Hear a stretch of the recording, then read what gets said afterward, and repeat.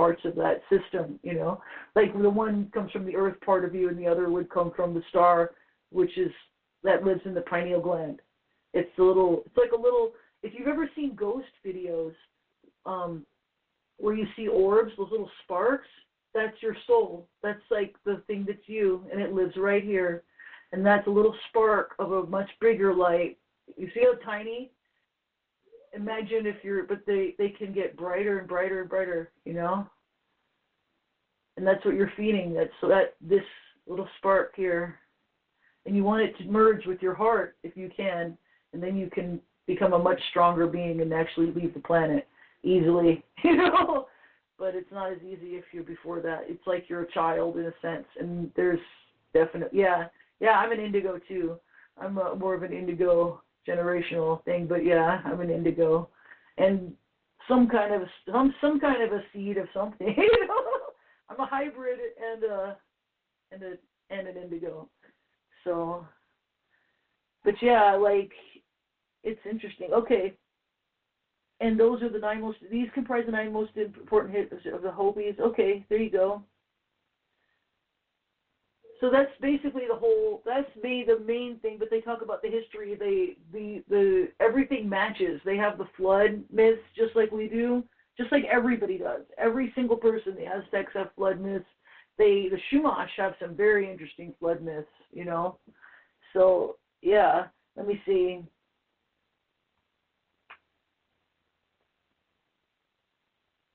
But it's very interesting, actually. I have plenty of, you know, but yeah.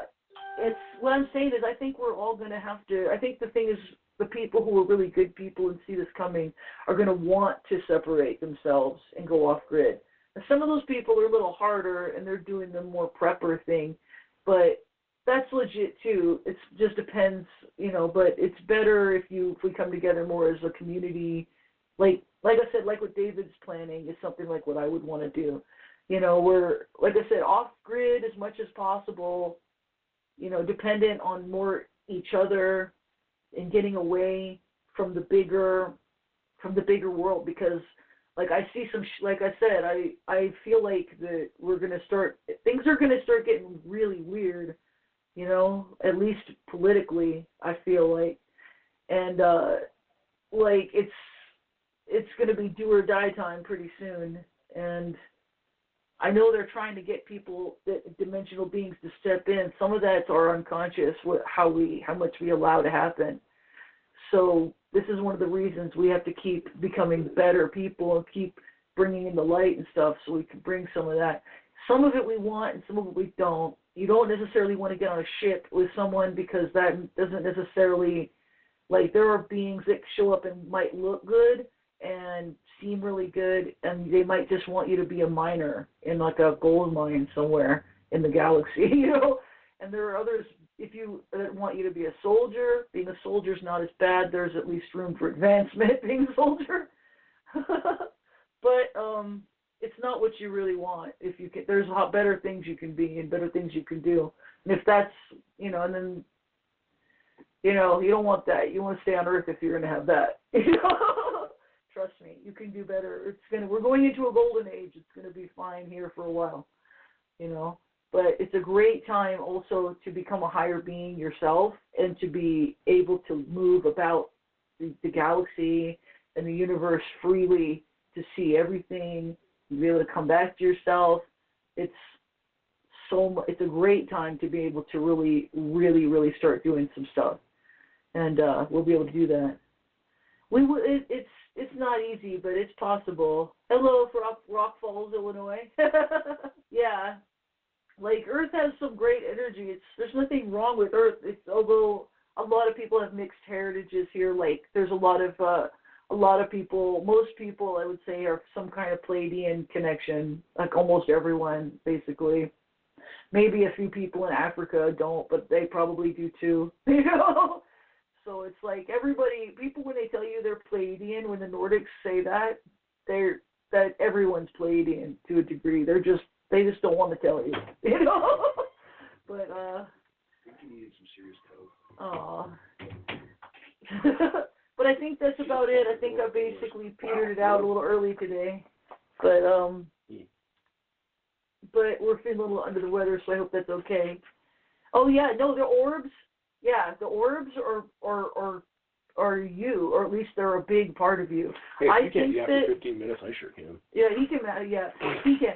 But like the orbs are like in some cultures they when they talk about severing someone's head and then they replacing it, like the Ganesh story specifically, they're talking more about that spark, the orb inside your pineal gland that they're talking about. There's actually astral shells that have most of your personality and stuff in that.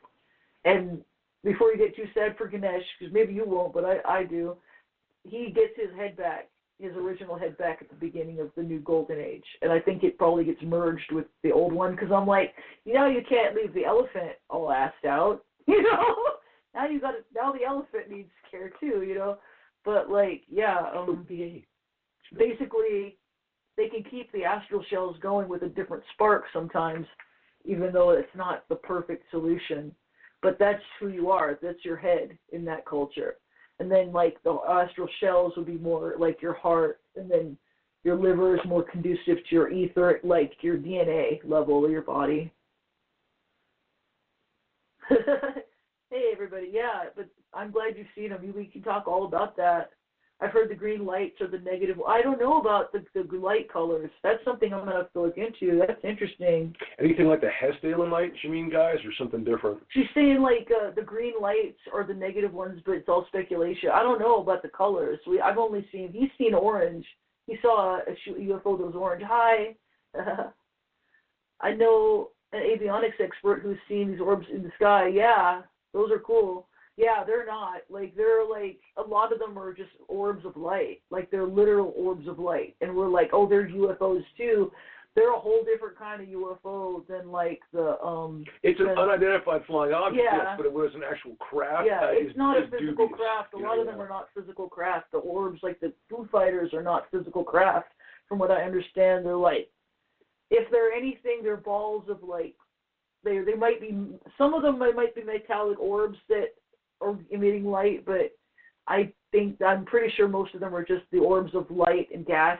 It's a technology, though. It is a technology, but it's like so crazy, because I'm pretty sure that you could even put a consciousness into that, and it could ride in that gas.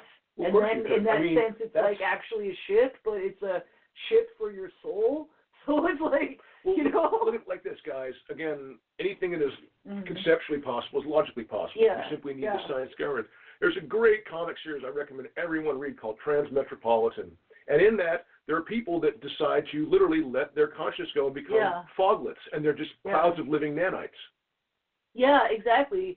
I mean, that's that's you're just this cloud, and of course, people are regular. Yeah. It's funny because Spider Jerusalem, the character story, is kind of a Hunter Thompson-esque guy, but a lot of the things it's predicting, makers, which are units where you chuck anything, your old trash, and it will make anything. You want a hamburger?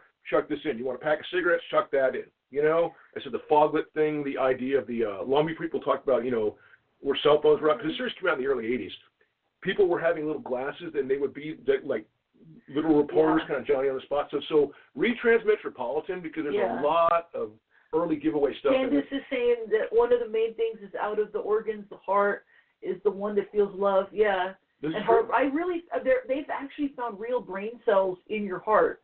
And I think that it must be more deeply connected to your unconscious, because it feels like it's connected to your right brain, and that's where a lot of your unconscious stuff is happening. The heart is very special. Yeah, it is. And so is our third eye chakra, DMT is stored. DMT is everything. I'm sure it is like the vehicle that we can see other dimensions through. And we fall into such a low level of consciousness that we just think it's the drug itself, but DMT is built into your body. You can make yourself drop DMT. In fact, the stories of the yogis who become immortal, the thing is, the story is they get something to drip from their third eye down into their body, and there are things created by your pineal gland that will keep you from aging, and that will make you dream more vividly. And basically, they'll open your third eye, and if you work really hard, you can get those things to happen. Yeah. Which it just takes a lot of deep breathing and a lot of stretching. Yeah. You got to do it. When my old buddy Leonard and I were doing yoga every day very seriously as part of our occult training, we would do at least an hour, sometimes an hour and a half. And I remember in particular, one time I walked out of there after really just huff and puff and stretching, and I was tingling, literally just vibrating, glowing, for about a good 40 minutes afterwards. And, you can feel that DMT release kind of, and it's nice because it's not like a big dump the way taking it can sometimes be. It's just this kind of gradual coalescing of reality around you as you kind of expand outward, and you start to harmonize. You start to really, stupid feels. You feel, the tree and the land. You tend to feel natural things first, and you kind of feel like the alienness of like the houses, and you feel what is built in congruence with nature and what isn't. It's kind of built like this, flows into the hill, and this is kind of digging the earth, and this has got plants around it, and this is just some huge edifice that's monstrous, and you'll really start to understand the feeling each thing. Everything has its own feeling, so to speak. Buildings have a feeling, which is the investment of the humans that put it in there, so to speak, kind of the unconscious memory. And when the DMT starts to kick in, that's what you're feeling. You're feeling all the racial memories, all the collective unconscious of every little object. Even little things like rock. You think a rock has nothing? Pick up a rock and really feel it, and you'll feel every little kid that kicked that thing. Every time that thing got huffed by a street cleaner. You know what I mean? It's a rock. That thing's been there tens of thousands. And then you go, can you get this little flood of images, and all of a sudden it's just a rock. Happy in the desert, a little moisture here, a little wind there, but just, and then you get that sense of time. And it made me feel the way that gnats or whatever must feel. That's anything with a 24-hour life cycle. You know what I mean? Like, wow, this thing's, I love my life and things, but you talk about the immediate feeling of impermanence of life. But I'm not going to say do DMT or don't DMT. I'm just saying if you want to do it, one of the best ways to do it is just do yoga. It will get boring. You got to do it like a good 3 to 5 days of just every day, huff and puff and deep breathing, deep stretching. But on that 5th, 6th, 7th day, you should get that really good healthy tingle. When your foot goes to sleep, the exact opposite of that. Instead of too little blood, too little oxygenated blood, your whole body's got your whole thing. And it will open your pineal gland. You'll start to feel things. You'll start to attune. But I'm going to warn you, as you feel this, as you start to feel really good, one weird thing that will possibly tend to happen is people will just drive by and flip you off and scream and say things at you for no reason, seemingly. And I'm not kidding about this, guys. And people drove by, fuck you. The hell? All right, whatever, man. And fucker. And I'm thinking, did I cut him off? No. And honestly, the really hateful people sensing this leveling in you, sensing this attuning, will really try and take it out on you. So be wary, guys. I think it's you releasing your own anger. That could be true, too. And that could definitely be it. You know what I mean? Because it's like something, I go through it, too. It sucks. God knows I had a lot of anger built up in my youth. But I'll turn it around again. all right, I think we're about done. But yeah, it's like basically we're pretty on track for something. We just, but everything happens for a reason. And if you can just remember to put love above everything else. If you can believe in serendipity and synchronicity. If you end up getting stuck in traffic, instead of being pissed at it, think this is awesome. This is what's preventing me from getting into a car accident. Yeah, you know exactly. What I mean? He does that all the time. Or having some stupid thing happen. Because a lot of times, like I said, you can't see the purpose of the design from the spot you're in. So if it seems like it's sucking, hopefully it's for a reason. Yeah. Hopefully it's sucking for a reason. Okay, well, I'm going to call it that a little bit early. But, it was great talking to everybody. We'll discuss. To next week, I'm going to try to do the coronavirus unless something other amazing thing comes up to talk about. Okay. Okay. Talk to you later. Bye-bye. Stay happy, stay healthy, be well, and be good to one another. Good night, everybody.